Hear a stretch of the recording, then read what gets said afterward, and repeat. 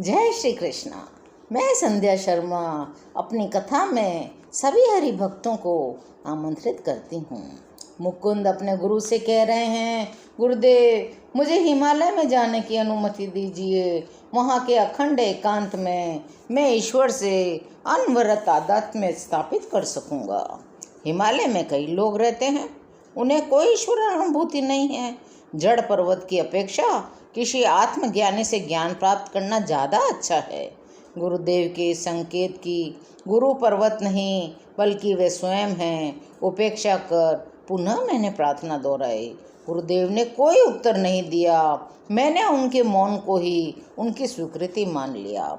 उस दिन मैं यात्रा की तैयारी में जुट गया। एक कंबल में कुछ सामान बांधकर मुझे अचानक वो समय याद आया जब कुछ वर्ष पहले मैंने एक गठड़ी बांधी थी और अपने अटारी की खिड़की से नीचे फेंका था। पहली बार मेरा आध्यात्मिक उत्साह उछाल पर था। आज अपने गुरु को छोड़कर जाने के विचार पर मेरा अंतर्मन धिक्कार रहा था। दूसरे दिन प्रातः मैं अपने संस्कृत के अध्यापक बिहारी पंडित के पास जा पहुंचा। उनसे मैंने कहा, सर, लाहड़ी महाशय के एक महान शिष्य के साथ अपनी मित्रता के बारे में आपने मुझे बताया था, कृपया उनका पता बता दीजिए। अच्छा, तुम्हारा आशय राम गोपाल मजूमदार से है? मैं उन्हें विनिंद्र संत कहता हूँ। वे सदा ही ब्रह्मानंद में निमग्न रहते हुए जागृत ही रहते हैं। उनका घर तारकेश्वर के निकट रणबाजपुर में है। मैंने तुरंत ही तारकेश्वर जाने के लिए ट्रेन पर सवारी कर ली। इस विनिंद्र संत से हिमालय में एकांत ध्यान में रत होने की अनुमति लेकर मैं अपनी आशंका को शांत करना चाहता था। बिहारी पंडित जी ने बताया था कि राम गोपाल को बंगाल की निर्जन गुफाओं में वर्षों तक क्रिया योग का अभ्यास करने के पश्चात आत्म साक्षात्कार हो गया था। जब मैं तारकेश्वर पहुंचा तो वहां के सुविख्यात मंदिर की ओर चल पड़ा। हिंदू लोगों के मन में इस मंदिर के प्रति नितांत श्रद्धा भाव है। तारकेश्वर में रोग निवारण के असंख्य चमत्कार घटित हुए हैं, जिनमें से एक मेरे परिवार के एक सदस्य के साथ भी हुआ था। मेरी सबसे बड़ी चाची ने एक बार बताया था कि मैंने पूरे एक सप्ताह तक उस मंदिर में बैठी रही थी, पूर्ण उपवास करते हुए। मैं तुम्हारे शारदा चाचा की जीर्ण रोग से मुक्ति के लिए प्रार्थना करती रही। 7वें दिन मेरी अंजलि में अपने आप एक बूटी प्रकट हुई। मैंने उसका काढ़ा तैयार किया और तुम्हारे चाचा को पिला दिया। उनका रोग तत्क्षण गायब हो गया। इतना सुनने के बाद भी मुझे अभी तक इन बातों पे विश्वास नहीं था। अब अतः मैंने स्वयं तारकेश्वर के पवित्र मंदिर में प्रवेश किया। उस मंदिर में एक गोल पत्थर के अतिरिक्त और कुछ नहीं था। उसकी अनादि अनंत परिनिधि अनंत ब्रह्म का उचित प्रतीक है। मनस्थिति इतनी वैराग्यपूर्ण थी कि पत्थर के आगे नतमस्तक होने की इच्छा नहीं हुई, क्योंकि ईश्वर को तो अपनी ही आत्मा में ढूंढा जाना चाहिए। मैं वहां प्रणाम किए बिना ही मंदिर से बाहर आ गया और रणबाजपुर की ओर चल पड़ा। मैंने एक व्यक्ति से रणबाजपुर का रास्ता पूछा। उसने कहा, आगे एक चौराहा आएगा, वहाँ से दाहिने मुड़ जाना और फिर चलते जाना। मैं नहर के किनारे किनारे चलता गया। अंधेरा हो गया। 2 घंटे तक ठोकरें खाते रहा। रास्ता दिखाई देना भी कठिन हो गया। मेरे जोर जोर से पुकारने पर एक किसान मेरे पास आया। मैंने उनसे कहा, मैं राम गोपाल बाबू की खोज में हूँ। इस नाम का कोई व्यक्ति हमारे गांव में नहीं रहता, उस आदमी ने कटु स्वर में कहा। मैंने बड़े ही हृदय स्पर्शी ढंग से अपनी कहानी सुनाई। वह मुझे अपने घर ले गया, मेरी आवभगत भी की।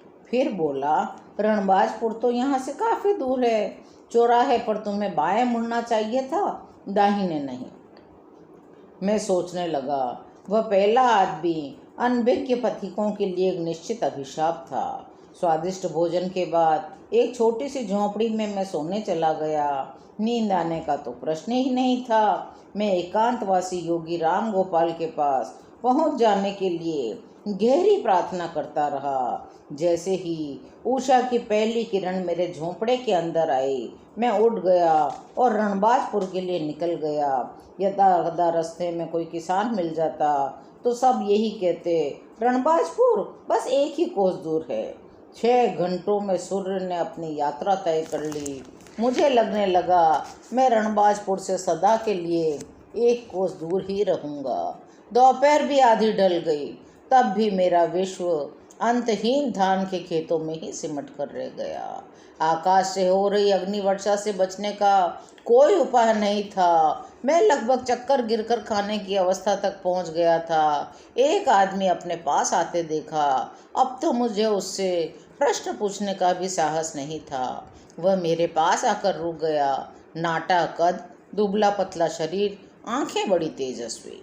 मैं रणबाजपुर से जाने वाला था, परंतु तुम्हारा उद्देश्य अच्छा था, इसलिए मैंने तुम्हारी प्रतीक्षा की। तुम बिना सूचित किए मुझ पर झपट पड़ने की चतुराई दिखाना चाहते थे ना। उस प्राध्यापक बिहारी को यह अधिकार नहीं था कि वह तुम्हें मेरा पता दे। मैं अवाक खड़ा रह गया।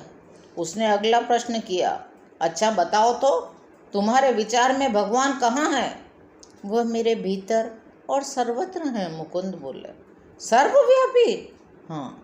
तब क्यों तुमने कल तारकेश्वर मंदिर में प्रस्तर प्रतीक में विद्यमान ब्रह्म के आगे सिर नहीं झुकाया?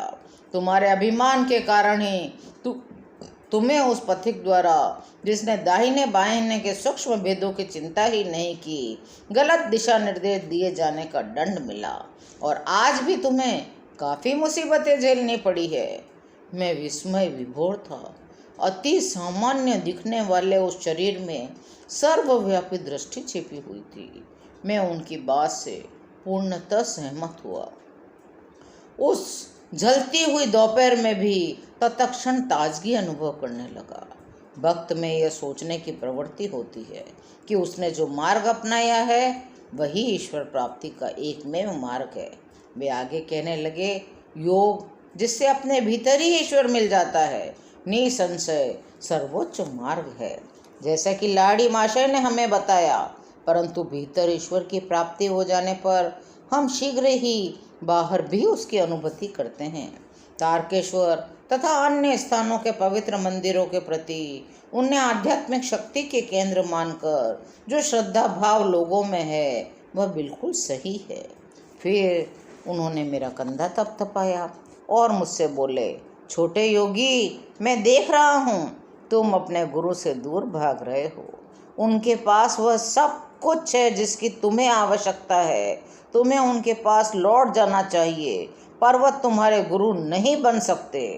श्री गुरुदेव द्वारा प्रकट किया गया वही विचार राम गोपाल जी से सुनकर मैं सन्न रह गया। सिद्ध जन केवल पर्वतों में ही निवास करें, ऐसा कोई विधि का विधान नहीं है, वे कहते ही जा रहे थे। भारत और तिब्बत के हिमालय का संतों पर कोई एकाधिकार नहीं है। जिसे अपने अंदर पाने का कष्ट न किया जाए, उसे शरीर को यहाँ वहाँ ले जाने से प्राप्त नहीं किया जा सकता। जैसे ही साधक आध्यात्मिक ज्ञान लाभ के लिए विश्व के अंतिम छोर तक भी जाने को तैयार हो जाता है, उसका गुरु उसके पास ही प्रकट हो जाता है। मैं सहमत हो गया। मुझे काशी के आश्रम में अपनी प्रार्थना का स्मरण हो आया, जिसके बाद काशी की ही एक गली में मुझे मेरी श्री युक्तेश्वर जी से भेंट हुई थी। आज की कथा यहीं विश्राम लेती है। शेष कथा अगले अंक में। प्रेम से बोलिए जय श्री कृष्णा।